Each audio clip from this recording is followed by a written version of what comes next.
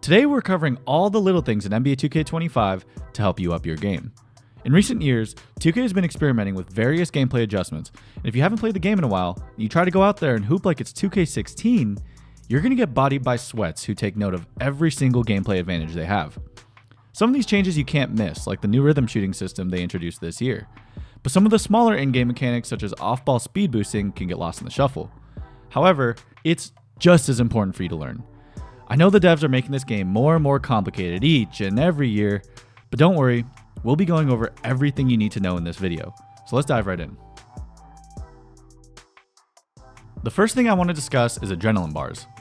The importance of this mechanic can't be stressed enough, so much so that I'm keeping an eye on them literally every possession. Whether you're on defense or offense, these three little bars below your player often determine who comes out on top. Most people think of them simply as just 3 speed boosts, and that was the main intention when they added these back in 2K23. However, the impact of losing an adrenaline bar is way bigger than just losing a speed boost. 2K Toots tested it earlier this year, and he found that your ratings decrease significantly with each bar you lose. So on defense, for example, you're going to lose a bar every time you go for a block or steal. So he focused on the steal rating and concluded that it drops by 6 attribute points after using your first bar, 13 on the second, and at least 25 points when you're all out of bars. 25, bro. Think about that. 99 steal drops all the way to 74, at least 74. And he explains in the video how he tested it, so I'll have it linked in the description if you want to see that. But that's obviously a massive difference, and you're going to want to be aware of this as you play. So if you're on a pure lock and you're trying to rip the ball handler who has 90 plus ball handle with gold or Hall of Fame unpluckable, don't be mad when you get called for a reach instead of ripping him when you've been spamming steals the whole possession.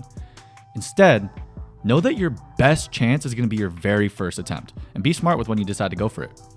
Now the same applies for offense. It may not be the same exact difference as the steals test, but if you pay attention, you will feel the reduction to your shooting stats as soon as these bars drop. And I'm not saying to not shoot the ball after using your adrenaline bars, because you can still knock down shots especially if you're open. Just know that this mechanic is in the game and play safer when you lose bars. And if you want to take it a step further, pay attention to when your defender reaches and be more aggressive when you know they're completely out of adrenaline. While we're on the topic of user interface, let's talk about the shading indicator. Right at your player's feet, you'll see 3 zones that let you know where you're being pressured. If it's green, you'll have the advantage in attacking this zone, whereas red means the defender will have the advantage. Pretty straightforward. You're going to want to not force the ball into the red zones. This will not only put you at risk of turning the ball over, but it can also cause you to lose an adrenaline bar from the contact. Big no-no. These indicators also give you an idea of what's considered contested, so if they're all green, then you should be open. And I'll be going into more detail on the post game later in this video, but if you want to do a post spin or a drop step, attacking the green zones will result in the successful animations that you want. Now honestly, I'm not usually paying as much attention to these as the adrenaline bars, because you can just read the defender and it's pretty self-explanatory if you've played basketball before, but 2K is a video game after all. So if you're wondering like, man, I have 92 ball handle, 91 speed with ball, why am I getting clamped? Try paying closer attention to these shading indicators and attack the green. Now back to another thing that I pay attention to on every possession, the takeover meter. Specifically, I want to cover the concept of momentum, which I'll get to in a sec, but first, let's go over the surface level change this year. The first difference you'll notice going from 2K24 to 2K25 is that it acts more like a hot-cold meter that fluctuates based on your play. You can pop in and out of takeover ability at level 5, compared to last year, where you could be working on your takeover, but make one bad mistake and lose your entire bar. But something that was really important last year that the game didn't tell you is momentum. In 2K24, a bunch of your attributes would increase higher and higher as you got closer to popping your ability. So the idea of momentum was important because if you made even just one shot to get a sliver of your takeover meter rolling, you would immediately feel the game get easier if you were aware of it. The hardest shot of the entire game was your very first shot when your takeover meter was cold empty. It was really important to get your takeover meter rolling first with an easy assist or easy open shot before you tried dunking on someone or shooting a fade from deep. And although they overhauled the takeover meter, I'm confident that momentum is still a factor in the game this year. They split it up into levels and they tell you exactly which attributes will increase. So those levels will be where you notice the biggest bumps, but even that sliver is still noticeable in my opinion. I don't know if they're increasing the green window or what they're doing. It just feels like the game gets easier once you start rolling. And vice versa. You can go negative on your takeover meter, which you can't see, but eventually the blue dot pops up under your player when you've gone completely cold. So take this concept of momentum into consideration throughout each game. Don't just jack up some BS on your first touch, and choose your spots as you build your takeover meter. Then, don't be afraid to be more bold once you start rolling. I make sure to be intentional about this every game I load into, and I think it's such an important tip that I wanted to include it in this video. The next few topics will be gameplay specific, where I'll share some new controls that they've added in recent years, and some that have come a really long way since I started playing back on 2K9. The first is working out of the triple threat. This is a fundamental part of real basketball, and I was glad when returning to the game myself on 2K23 when I saw how effectively you can jab, step over, and spin from the triple threat. Now I hardly ever see people using this, but I think they should, because most players are always go, go, go, catching the ball and immediately putting it on the floor. This gets predictable, so sometimes I like to just stop, take a second, read the defense, and then make my move. So out of the triple threat, flick the right stick in different directions. Here my left foot is my pivot foot, so flicking right will jab right, diagonal and up left will do a step over, and then rolling it counterclockwise will spin out of it. That's the most common move I see, so a solid counter is to just speed boost in the same direction as your step over. To do this, you just let the animation play out and then hold the right trigger and go left. And the last move I'll share, which I like to do pretty often, is step over, hold the right trigger, and flick down with the right stick to pull it back. From here, you can speed boost, make another move, or let it fly. They added these back in 2K21, so if this is new to you, I encourage you to mess around with it. Another one of my favorite gameplay additions is speed boosting off the ball. 2K introduced this last year with a badge called Spot Finder, one of my favorite badges that was really slept on. This year, Spot Finder got combined with Slippery Off Ball, and to make the most of this badge, just tap the right trigger for a quick short speed boost. Now as a shooting guard, I'm speed boosting off the ball constantly, whether I'm running off pin downs, flares, or cutting to the hole. You can also set up these cuts with some jabs or spins using the right stick, same controls as I went over in the triple threat, which I don't use often personally, but I thought it was worth mentioning. The real sauce is tapping the right trigger.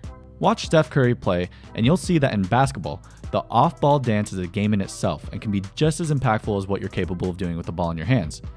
So use the speed boost. It'll help you get open for your easiest points so you can get that takeover rolling, and we all should know how important that is now. Let's talk about the post game.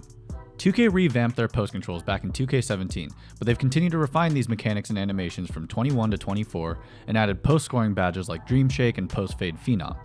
Now the best animations were Kobe's, which this year, unfortunately, is locked behind Starter 4. But I just hit it recently, made a crazy Kobe build, and got back to work. I'll be dropping the build soon, but for now, let me show you some of my favorite moves. Enter the post by holding the left trigger. From here, I like to do a quick bump fade.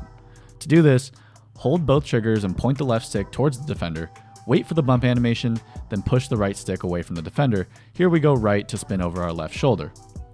Once you establish that threat, they're going to start jumping, so we're going to do what Kobe would do. Same thing, but now we go up and under. For this, just let go of the right stick before shooting to pump fake. Then, while continuing to hold the left trigger, push the right stick up. And then another kill move is Kobe's hop shot, which I like to set up with a quick right stick flick to shoulder fake. Then point the left stick in the direction you want to hop, tap X, then tap and hold X again to time your shot. Now I don't want this video to drag on too long, and I'll be going into a little more depth on the post game in my next video, so for now I'll leave it there. Stay tuned for the next one if you want to see more. Ever since 2K introduced hop jumpers and step backs, the animations have only gotten better, and difficult shots became more prevalent with the addition of badges like Tireless Scorer on 2K17. This year's game is another turning point, because you can fluidly cancel out of these animations now at any point thanks to Pro Play.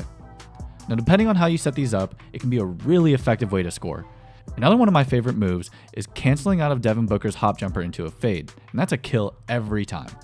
While holding turbo, pull the right stick diagonally down to start this specific step back animation. Let go of the right stick when you're ready to cancel, and keep the left stick going right for a cross launch. Then pull up for a fade, and I like to take these with rhythm shooting. You can also cancel out of your go-to shot, but for these, if you do let the animation play out, you get a little boost to your green window. Speaking of rhythm shooting, one of my best performing videos on the channel was a full guide for rhythm shooting, so rather than repeating information here, I'm just going to plug it. Check it out if you haven't, because you get a big boost to your green window, and this year I pretty much only take rhythm shots. The only new information I have since making that video is they added the ability to fade with rhythm. You just pull straight up with the stick while holding turbo to start your fade, then pull down to time your tempo and release. The other thing I've noticed since making the video is if you're struggling with inconsistent timing on rhythm shots, try a 50-50 split on your releases.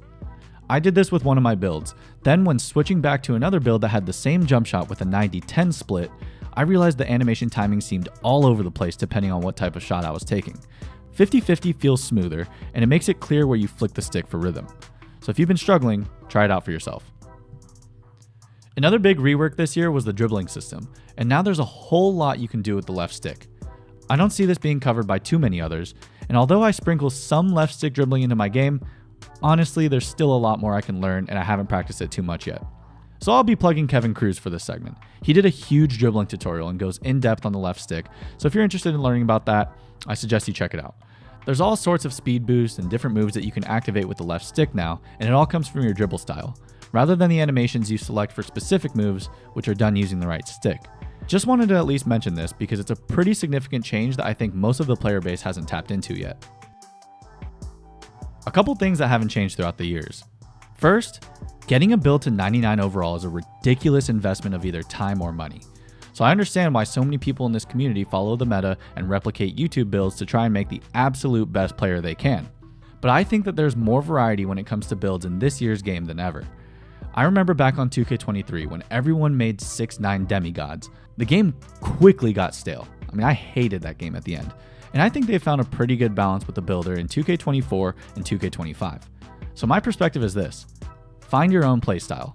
Don't be afraid to make non-meta builds, and if you implement some of the things I shared with you in this video, you'll be able to hoop just fine. The benefit of being different is you become unpredictable. And unless you're at the top of competitive Pro-Am leagues, the meta is whatever you want it to be. The other thing that hasn't changed is how incredibly toxic this community can be. So if you haven't played in a while, be prepared. But I want to see if there's something we can do about that. If you're part of the 10% still watching, this is for you. I created a Discord for this YouTube channel, and I want it to serve two purposes. The first is to be a place where you can connect with real people and not just see them as randoms to bitch at in the rec. If you're looking for a squad to run with, this will be a place to find one. Because at the end of the day, we all just want to hoop, and it doesn't have to be toxic. So that will be an emphasis for this server. The second thought for this Discord is for you to share your builds with me. I put a lot of thought into each build I make, with 4 or 5 yet to come, so if you've seen some of the builds on this channel and you want some advice from me on your build, I can take a look and make suggestions. So if you made it this far, thanks for watching. I hope there was something in here that helps you out. And for the supporters of this channel, the love has been very encouraging, so I just want to give a special appreciation for anyone who subscribed in the past couple months. I got more videos, more builds, and more ideas on the way. So hop in that Discord. I'll see y'all there.